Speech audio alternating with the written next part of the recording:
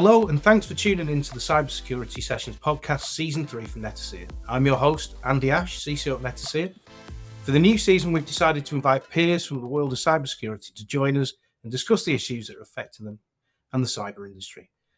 Today, I'm delighted to welcome Stuart Seymour, Group CISO at Virgin Media O2. And Stuart, do you want to do a quick intro to yourself? Thank you very much. Yes, delighted to be here. My name is Stuart, and I am the Group CISO and CSO at Virgin Media O2. Prior to that, I was at BAT. Before that, Centrica, Lockheed, Risk Consultancy, and the British Army. Been at Virgin Media O2 now for about a year and a half, and I'm also proudly dyslexic and champion neurodiversity. So I think, Andy, that's me. Excellent. Thank you, Stuart. Really interesting career. I'll just go through what we want to talk about today. So we're gonna cover the evolving role of the CISO, next generation of SOC and defensive AI, and then emerging challenges within the cybersecurity industry. But before we jump into those topics, I always ask a question about AI. It's slightly tongue-in-cheek, and normally people on the podcast go right in the middle of the 1 to 10 scale. So let's see where you land, Stuart. So on a scale of 1 to 10, what is the logical end game for AI in human society? 1 being that we succumb to our robot overload and enter an age of servitude, and 10 being humanity is freed from the shackles of Earth and goes off to explore the universe in peace. Where do you sit on that scale, Stuart? I'd say a healthy 7. Oh, good. So I do not believe that Skynet will arrive anytime soon. No. I believe that AI will be used as a supplement and an enabler, as opposed to something that completely replaces humans. And I believe that we, like I said, we will utilize AI, for the benefits of humanity and to speed things up and to remove, waste. But I really do not believe that we will be looking at a T1000 anytime soon. No, exactly. I think I'm kind of on. I swing between a 5 and an 8, or it depends on the day and what I've just read. But my feeling is that AI will be an enabler with some downsides, as most technology has. Look at the internet. The huge benefit that's brought human society. And obviously, there are some darker sides to the internet, as we all know, working in security. But that doesn't. I think the benefit outweighs the bad. Yeah. Okay. Thank you. Thanks for that. So we'll talk about the evolving role of the CISO. So you served as a British Army captain before you went to IT and cybersecurity. How did that affect your journey, and other aspects from that experience that shape your approach to CISO? Thinking around crisis and incident management and building teams, and all of the stuff that is renowned in the British Army.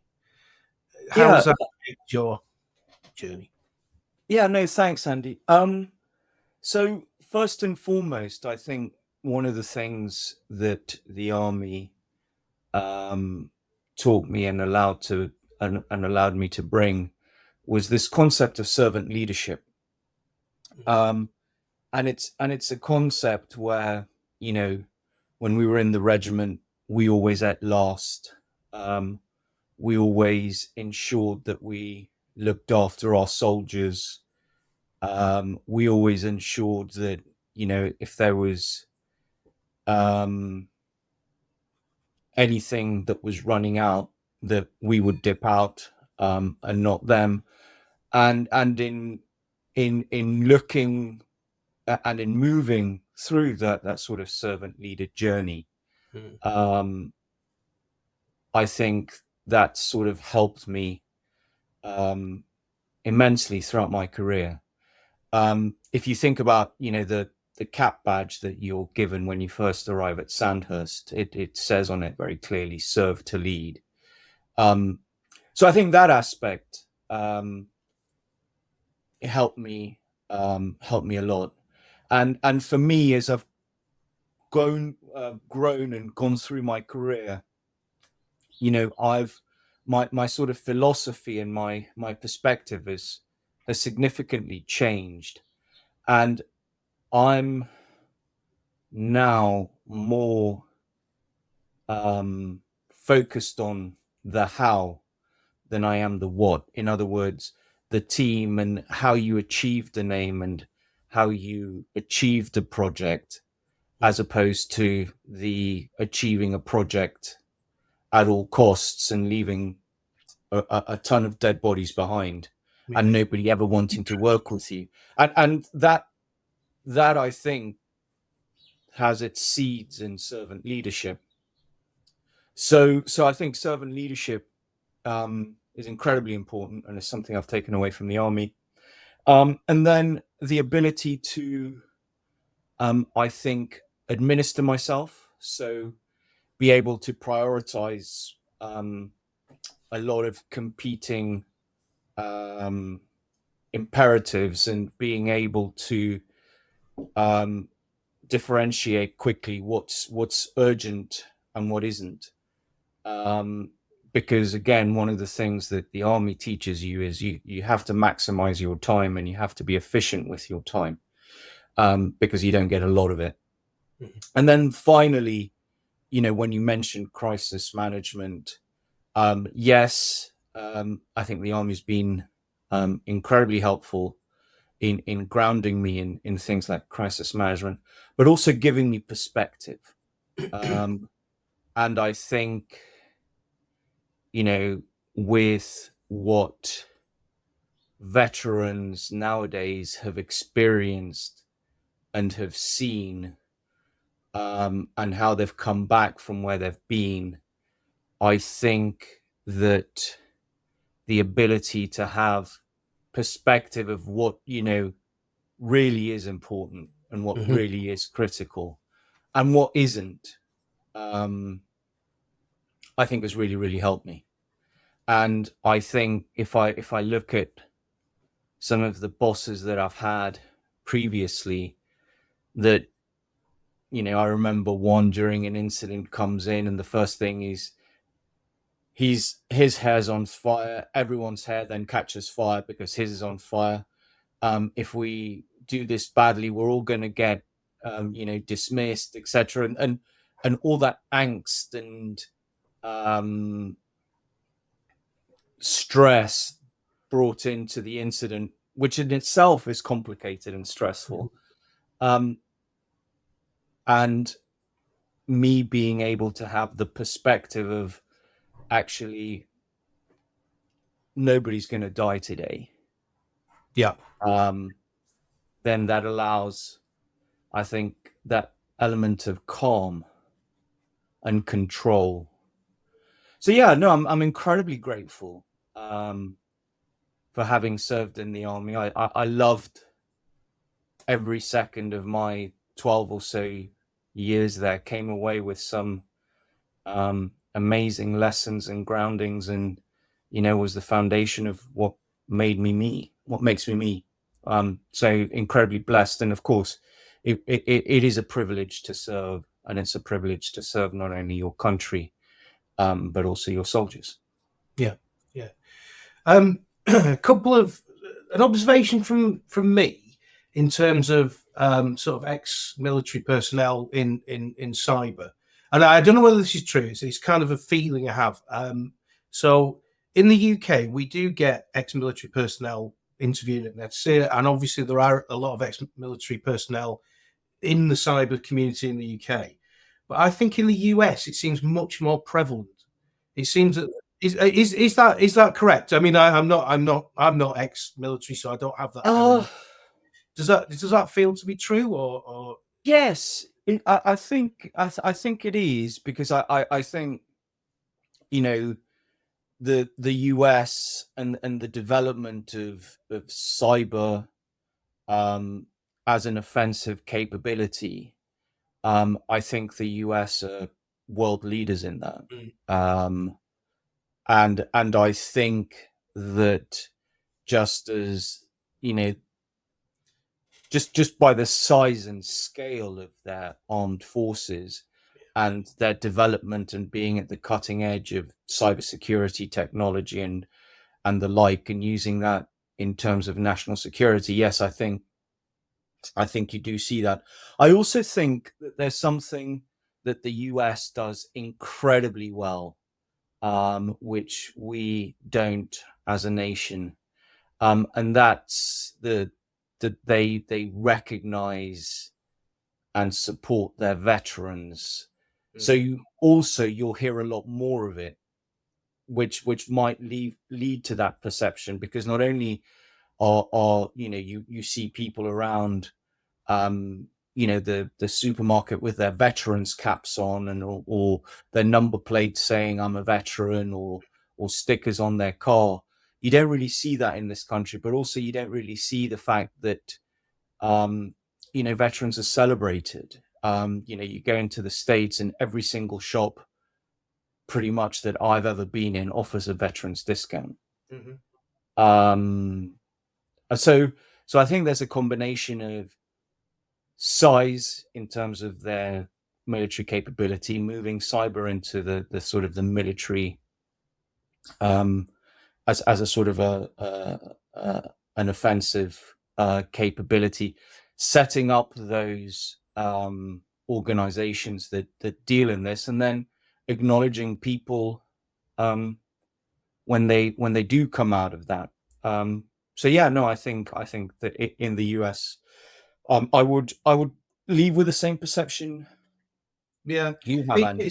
so every other person you speak to is either ex-CIA, ex-army, ex-marines, ex-air force in a lot of cases as well. I just find it really interesting. I think basically what the reason for that question is, obviously the armed forces teaches you, well, you've just been through it, that kind of servant management practice. But also, I think the really key bit for many people is incident management in our industry. How you actually, incidents are inevitable, and that's true in all cyber, but also in all technology. And my experience of managing incidents is I was actually service delivery manager for years and years before I actually came into cyber, and the difference in an organization and how it manages something that is not good is actually, it's a differentiator in the marketplace. It's a real business um, uh, skill to have, to be able to succinctly manage a crisis, an incident, whether that's some downtime, whether that's a cyber attack, Mm. and that kind of management that you described of the big boss coming in shouting at everybody and saying, well, we must fix this. If we do, that, you can't drive that through fear. You can't No, drive you can't drive that from the back foot. You have to be calm. You have to be collected, and you have to understand the subject matter as well, and how it actually affects the business. And at Netacea, we actually train on this. We do incident management training, so people know how to escalate. People know the routes that are open. They know the bridges that they need to be on, and they have the run books of the technology that's affected. Um, but yeah, I think I was interested in the army piece, or sorry, the military piece, because those skills are so prevalent yeah. in ex service personnel. And Andy, just building on what you're saying, which I completely agree with. If you take it one step further and you think about, the role of a CISO, um, and you very quickly ascertain that you can't secure everything. Mm, So you're in the game of risk management. And when you're in the game of risk management, you're thinking about, um, limiting the blast radius and limiting the impact, which then takes you to resilience, which then takes you to recovery. Even if it's the not cyber attack led, but even if it's an outage, even if it's an update that got pushed out that suddenly is not compatible with other applications on that system and brings it down. It's all about resilience nowadays. It's not about security, certainly in my mind, and certainly where I've seen security departments to be the most effective is with a focus on response and recovery, because things will go wrong even with the best will in the world, and not necessarily due to a cyber attack, just like you mentioned, just an outage. Yeah. I mean, all of my learnings from incident management in big infrastructure. Back in the old days, data center outages. It all scales directly into cyber and managing cyber incidents. The base principles are the same, and that's why we train on it. That's why we want people to be calm, want to understand what they need to do, what their part of the team is, and how they reach out for help. So yeah, no, it's really interesting stuff. Just to move on a little bit, so the kind of evolving role of the CISO. There's a lot of new legislation across the globe at the moment around data protection. So California GDPR, different standards across different states in the US. Has this added more responsibility onto the shoulders of the CISO? Or has yes. that it has? Okay, I was going to say, or is that the DPO part of or the privacy around data protection? No, I think so. If you think about the biggest issues that a CISO has to deal with, especially a CISO from of an international company, is global regulatory frameworks. So when I was at BAT, I think we were present in 180 plus countries. Yeah. And a data spill in one country was incredibly different to a data spill in another. There were some countries that, from a regulatory point of view, just didn't care. Mm-hmm. And literally, you could, whatever happens, and literally they wouldn't care. And other countries cared significantly. So I think that, on the whole, regulation is there because industry hasn't really kept its house in order. Mm-hmm. And I think regulation predominantly helps us as an industry, helps one as an industry be better. And I don't believe that predominantly major economies want to regulate for the sake of it. So no, I think regulation is one of the is one of the key things that CISOs need to be mindful of. And also, now that if you're looking at what's happening in the States and the Security Exchange Commission, and the fact that now CISOs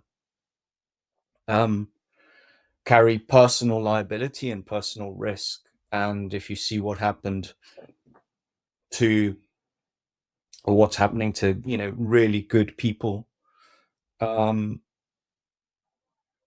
in the US, is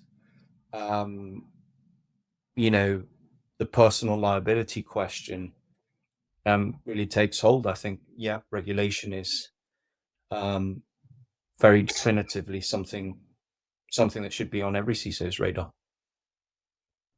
Okay, so just moving on. Question around how do you What do you look for when building your team, Stuart? I know you care a lot about neurodiversity. How does your own experience shape your outlook, and how do you attract diversity? So I think, fundamentally, if we're thinking about diversity and inclusion, and the sort of the necessity for it, in essence, it's all about having different viewpoints, and for the ability to take the best out of the different sort of thoughts and contributions that are put on the table, to make it, the best concept, strategy, whatever you're doing, it can be. And I'm very blessed because, my leadership team, 50% of my leadership team is female. I think a third of my leadership team is neurodiverse. I also, within my leadership team, I think a third of it is LGBTQ, and all of those different points of view, not just in terms of the what, but also in terms of the how, which we talked about earlier in the podcast, are really, really important to me, and I believe one of the reasons why we've moved and we've gone so far, so fast at VMO2. But specifically, a cause very dear to my heart is neurodiversity and dyslexia. I'm dyslexic, and very proudly so. I talk about it quite a lot. My daughter's dyslexic too, and she's absolutely amazing. And dyslexia is all about looking and thinking about something from a different point of view or a different optic. And in terms of neurodiversity, one of the things that I actually actively do is look to recruit neurodiverse individuals for my security operations center and for incident response. And in my career, I've had some, really amazing people, neurodiverse people, that have added incredible value. And there's some, traits that some of them had. For example, some neurodiverse people are very uncomfortable with change. But if you think about what an incident responder does, and what a good incident responder does, is they look for changes in behavior. This machine doesn't normally behave this way. This system doesn't normally, do this. There is the absence of the normal and the presence of the abnormal. And in being uncomfortable to change and being comfortable with a routine, if you think about the very essence of malicious software, it's software that operates like it's not designed to, and or software that changes configurations that it's not meant to. So neurodiverse people are very good at spotting that divergence in change. Sorry, that divergence in normality, or all that change. Mm-hmm. So that's one area where they've been super successful, and where they're, neurodiverse people in my teams have added immense value. The other is in terms of the sort of hyper focus and ability to follow something right to the end, because of a sort of a hyper focus and a wanting to make sure that done is done, and not being satisfied with 99%, taking it to 100. And again, I had a couple of incident responders that were neurodiverse and had that characteristic, and what it ended up doing is it ended up inspiring the other people in the SOC to go that extra mile, and to, if this person is really looking at every avenue possible um, path that this piece of malware took, or this intruder took, and shutting every single door and not taking shortcuts. Well, neither am I, and I'm inspired, and they were inspired to really go that extra mile. So I think clearly that there are things that neurodiverse people isn't their strength. So, for example, please don't get me, as someone who's dyslexic, to handwrite you a 3,000 word essay, and ensure that it's all spelt wonderfully and all grammatically correct, because that's not my forte. And my dyslexia does not lend itself well to that. But give me 7 different things that are seemingly urgent, ask me to prioritize very quickly, be able to ascertain what's important, what's not, and look at a problem from multiple angles, even backwards, then yes, that is something that my dyslexia lends itself to. I was going to ask the prioritization piece of urgent tasks, and it being immediately apparent to you what is urgent, how we're going to structure this working so we get the most important bit done first. The communication of that to people who may not have that that kind of ability to prioritize very, very quickly. How do you deal with that? Because there's often pushback. I have a similar kind of way of being able to say that's important, that's not. And I don't know if it comes from neurodiversity. I'm not sure. But it is something that I have. And my experience of that is you quite often get pushback from people who haven't quite got that ability to do that very quickly. I think it's all in the and again, this is something that I learned quite far into my career. It wasn't something that I learned either during my time in the army or my subsequent 2 or 3 jobs afterwards. But I think in communicating things like priorities, I think would sometimes often, if I get pushback on communicating a priority, I always look at it that I haven't explained myself properly, and that the communication barrier is me, not them. First of all, second of all, and I think what most people miss is what it means for the individual that you're communicating the priority to. So a lot of people predominantly play to the head, the logic, as opposed to the head and the heart.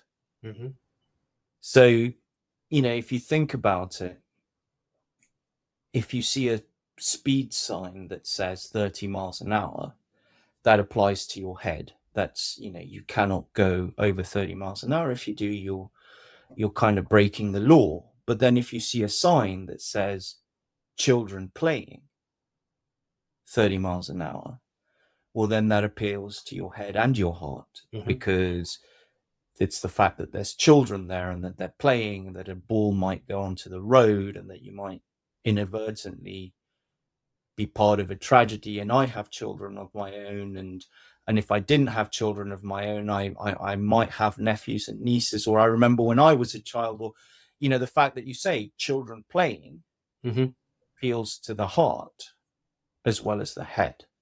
And I think in terms of communication, and I think being able to see the priorities is one thing, but being able to communicate them, utilizing both head and heart, is something that certainly wasn't immediately apparent to me in the early to mid stages of my career. But then I had this aha moment when speaking to the head of HR at Centrica, actually. And she was my sort of unofficial mentor, and she started talking to me about how you get people, to buy into something, as opposed to, obtaining malicious compliance. And she started talking about head and heart, and it was a real aha moment for me. So I think that in turn is, I think neurodiversity helps you sort out, wheat from chaff, and prioritize an order. But then the other bit that I subsequently learned is, head and heart. That's really interesting. Thank you for that.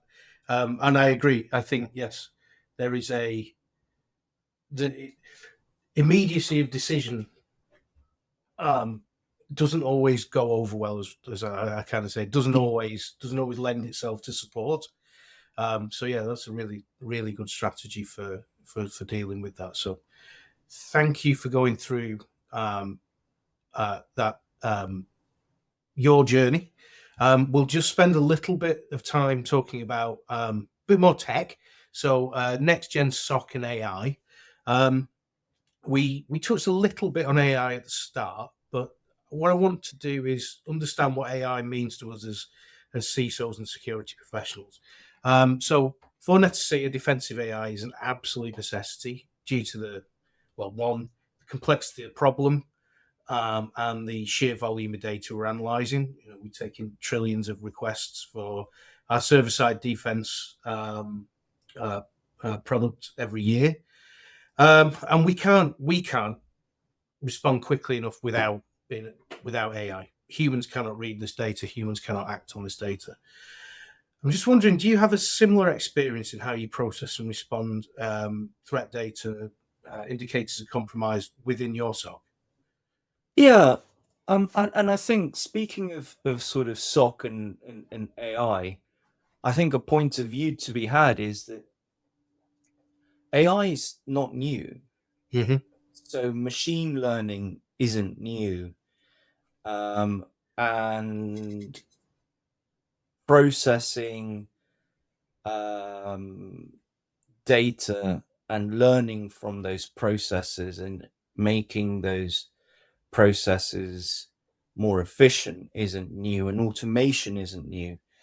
And so I think when people sort of speak about AI, and I think it's because it's burst into the public consciousness with things like ChatGPT and the like. I think an important thing, certainly from SOCs that I've led and run in the past, is that an element of artificial intelligence slash machine learning slash automation has kind of always been there. Yeah. For me, it's not something that's sort of suddenly new, and it's something that,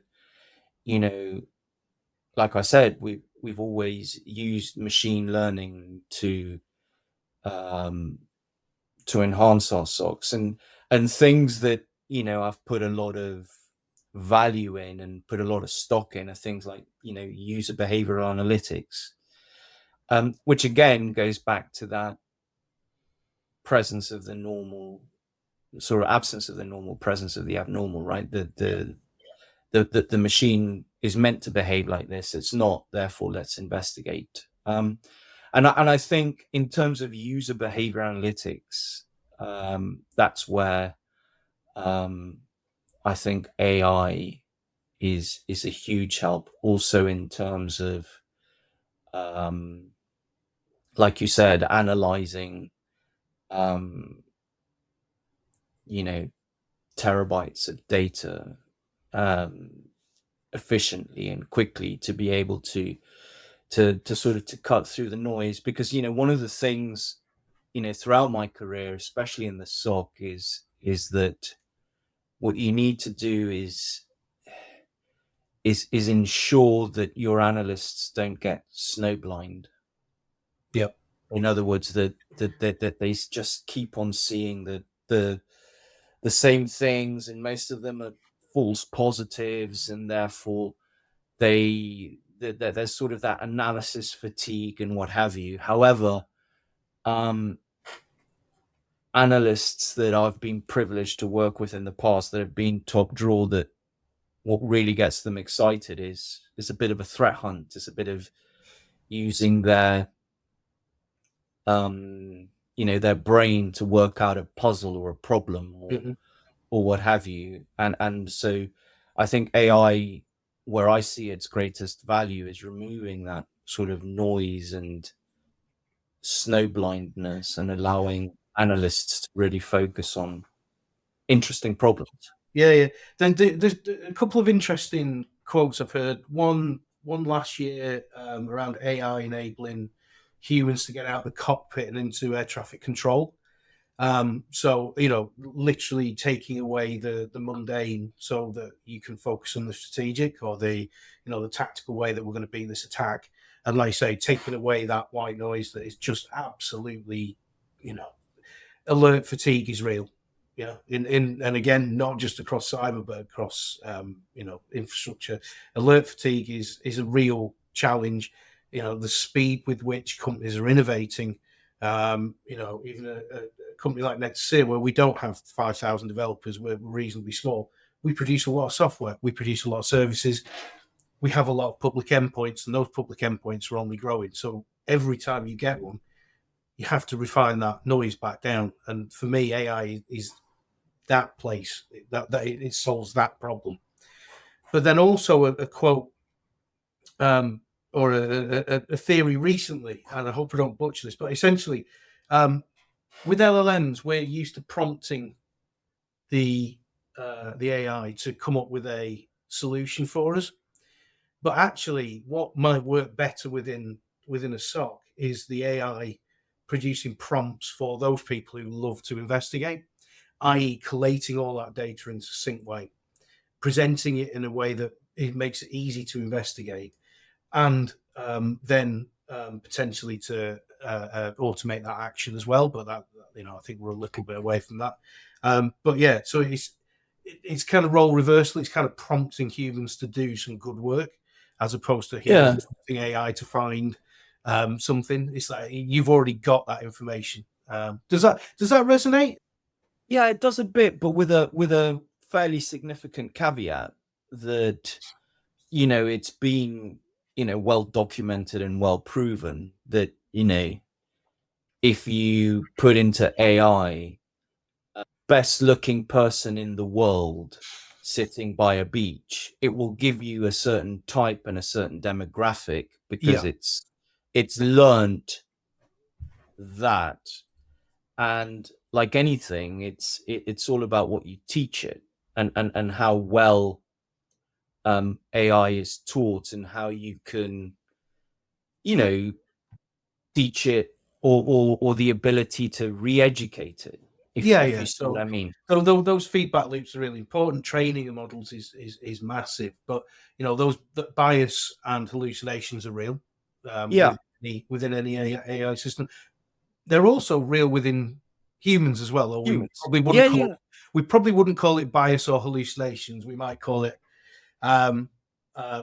spot mistakes or human error. No, you would call it bias, conscious or unconscious bias. You would call it bias, and maybe not hallucinations, but bias. So, and I think that's a really, really important point, in that